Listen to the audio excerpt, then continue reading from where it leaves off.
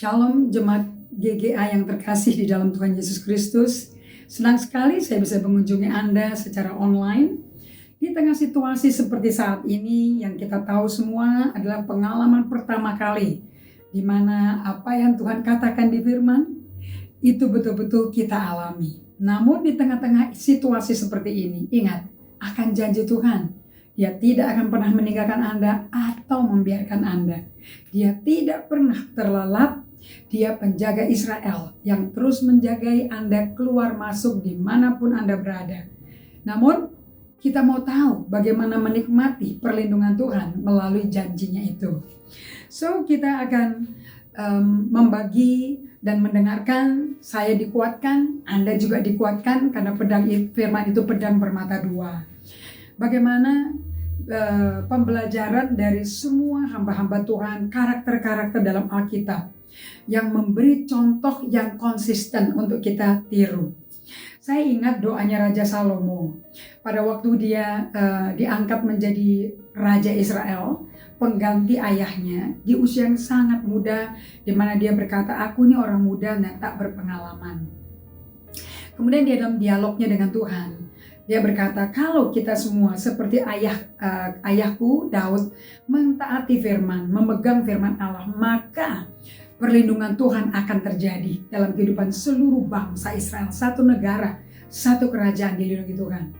Namun kalau orang Israel berdosa, Raja Israel berdosa, maka ada hukumannya, ada pedang, ada penyakit, ada tulah, ada penyakit menular. Penyakit tulah itu seperti penyakit sampar. Nah, kita pernah lalui di pengalaman beberapa puluh tahun, berapa ratus tahun yang lalu atau puluh tahun yang lalu, di mana ada penyakit sampar seperti kolera, seperti influenza yang mewabah. Nah, apakah saat ini kita sedang di tengah-tengah seluruh dunia, satu planet bumi sedang kena wabah penyakit yang sama? Namun Anda nggak usah takut, karena ternyata itu wabah bisa stop melalui umat yang berbalik ke Tuhan. Ini saat dimana kita semua sedang diuji. Apakah di situasi wabah ini kita akan diteror dengan berita-berita yang sifatnya warning? Dan kita butuh warning, tapi seberapa jauh kita perlu di warning? Atau kita perlu mendengar guidance, pengarahan dan penyertaan Tuhan di tengah-tengah melalui lembah kekelaman seperti ini?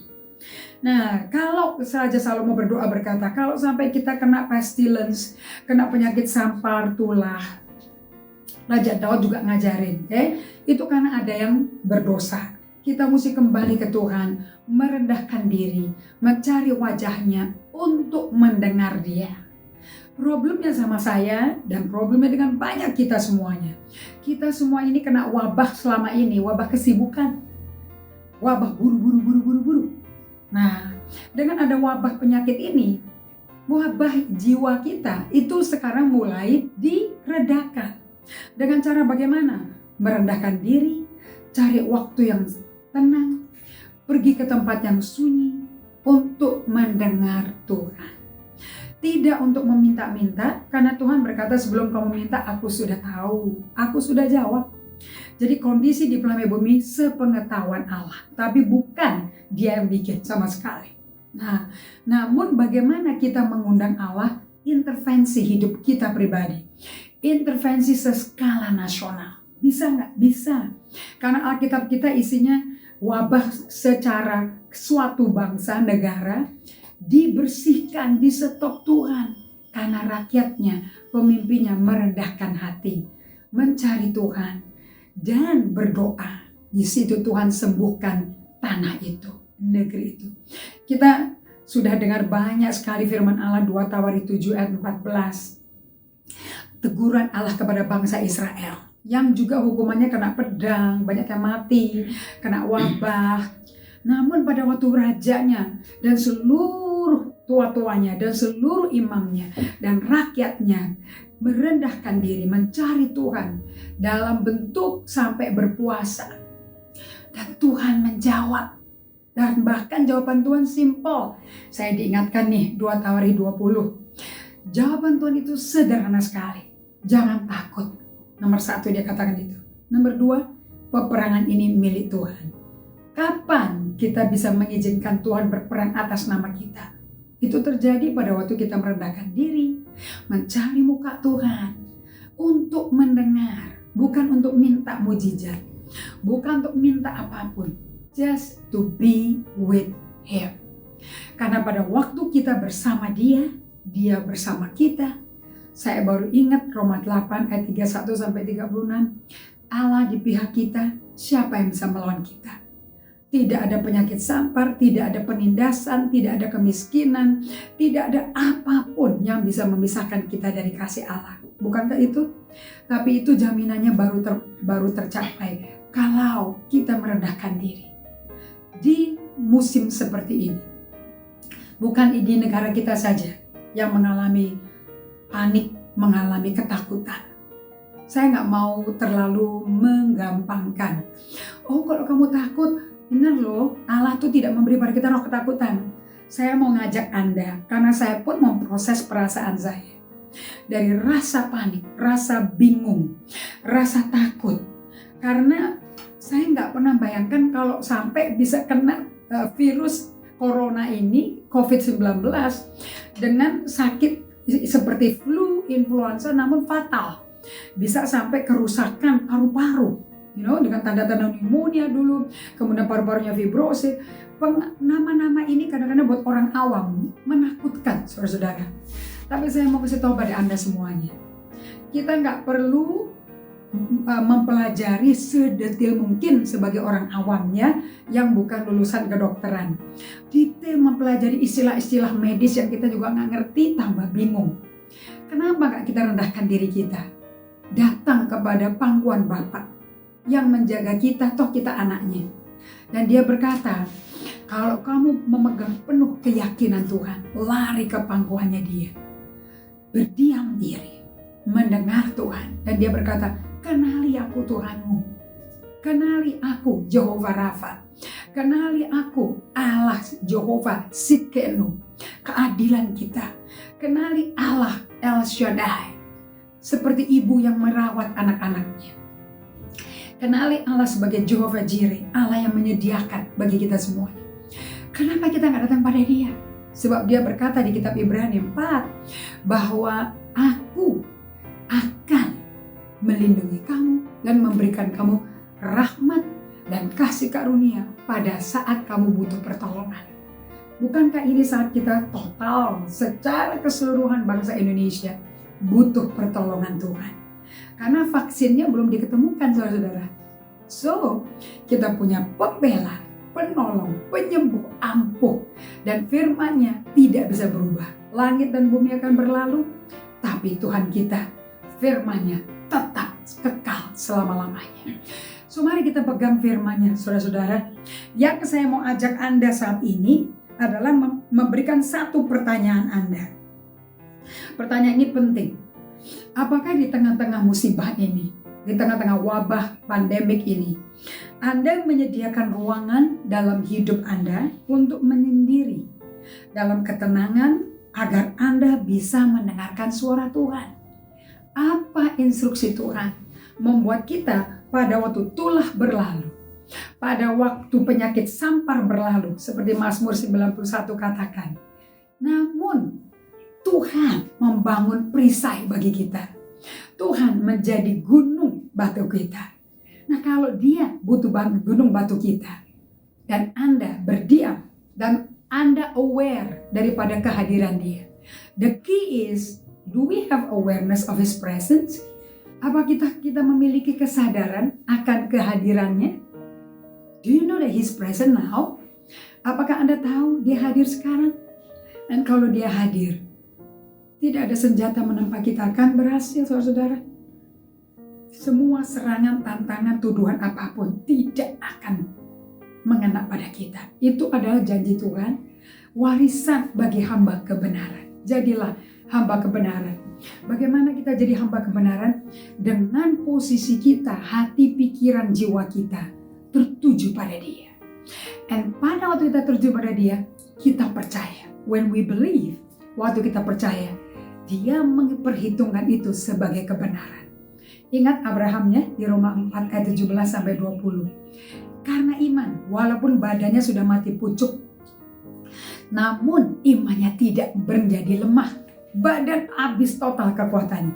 Iman tidak menjadi lemah. Tetap imannya kuat, bahkan memuliakan Allah. Untuk itu Abraham diperhitungkan Tuhan sebagai orang benar. Dan gara-gara dia disebut orang benar, dia menjadi sahabat Allah. Allah memanggil dia sahabatku. Karena orang yang percaya pada Tuhan, mengizinkan Tuhan bisa hadir di bumi bersama-sama kita, bermitra kerja, dan mengizinkan Tuhan menjadi Tuhan. Ada porsi yang kita lakukan, bikin Tuhan hadir. Ada porsi yang Tuhan mesti lakukan, mujizat akan terjadi. So bagian Anda dan saya, sekali lagi saya ungkapkan pertanyaan ini. Apakah hari ini Anda menyediakan ruangan dalam hidupmu untuk menyendiri dalam ketenangan, in solitude and silence, agar Anda bisa tenang, berdiam diri untuk mendengar suara Tuhan? Saya mau bagikan kepada Anda sebagai pemimpin, sebagai gembala gereja dari jemaat GGA yang terkasih. Saya ini juga belajar selalu untuk self-aware. Ada self-aware, bukan self-conscious. Karena kalau saya ada self-awareness, saya itu punya intelijensia secara emosi saya. Apapun yang saya lakukan dan pikirkan, itu dampaknya sejemaat. Nah, saya belajar perbedaan Raja Saul dan Raja Daud. Apa sih bedanya ini? Raja Saul nomor 1, raja pertama bangsa Israel. Sebelumnya nggak ada raja, Allah rajanya. Kemudian Raja Daud siapa? Raja kedua kan, penggantinya Raja Saul. Dan pergantiannya itu pun kehendak Allah. So, saya mau kasih tahu pada Anda semua. Saul pada waktu dia harus menyerang suku Amalek. Pada waktu dia menyerang suku Amalek, saya tuh cari di seluruh kitab Nabi Samuel. Saya nggak pernah lihat tuh Raja Saul itu actually menyediakan waktu untuk memisahkan diri, untuk berdiam diri, untuk mendengar Tuhan. Saya nggak pernah lihat. Raja Saul ini tipe pemimpin yang sibuk berbuat sesuatu, doing, but never being. Sehingga dia nggak pernah menjadi becoming, raja yang Tuhan mau di bumi yang mewakilkan Allah sebetulnya. Kita lihat di 1 Samuel 15 ya, ayat 22-23. Tetapi Samuel menjawab Saul, apakah Tuhan itu berkenan kepada korban bakaran? Apakah Tuhan itu berkenan pada korban-korban? Seperti mentaati Tuhan. Bukankah mendengar Tuhan itu lebih penting daripada korban? Bukankah mencamkan itu lebih penting daripada memberikan korban domba jantan? Karena pendurhakaan, pemberontakan sama dengan dosa bertenung. Dan kesombongan sama dengan kejahatan menyembah berhala. Karena engkau telah menolak firman Allah, dia telah menolak engkau sebagai raja. Nah, beda dengan Daud. Pada waktu Daud mengalami penindasan, tekanan, aniaya, ancaman dari segala macam luar dan dalam. Daud itu waktu menjadi raja, serangannya dalam dan luar. Keluarga sendiri dan juga bangsa Amalek, Moab, Seir. Namun lihat caranya Daud. Setiap hari dia datang kepada Tuhan, dia menyendiri, cari tempat yang sunyi. Dia menangis. Seperti rusa yang rindu sungaimu, demikian aku rindu akan hadiratmu. Dia berkata, ya Allah, engkaulah Allahku. Aku mencari engkau, jiwaku haus padamu. Dia membangun hubungan dengan Tuhan. Beda dengan Saul. Saya bersyukur di musim ini, saya bertobat. Saya ambil waktu menyendiri, berdiam diri, mencari Tuhan. Untuk mendengar suara Tuhan. Demi kita semua, seluruh bangsa Indonesia, mendapat jawaban Tuhan. Nah, jawaban Tuhan hari ini adalah, jangan takut, karena aku besertamu. Aku melalui lembah kekelaman ini bersama engkau. Rendahkanlah hatimu, cari wajahku, dan aku sembuhkan bangsa ini. Well, kita sudah sampai penghujung acara ini. Saya sungguh-sungguh dikuatkan juga dengan firman ini. Dan saya mau seluruh jemaat GGA bersama saya bersatu hati, sepakat, berlutut mencari Tuhan. Dari gereja generasi apostolik, saya Pastor Indri Kotama mengatakan Tuhan berkati.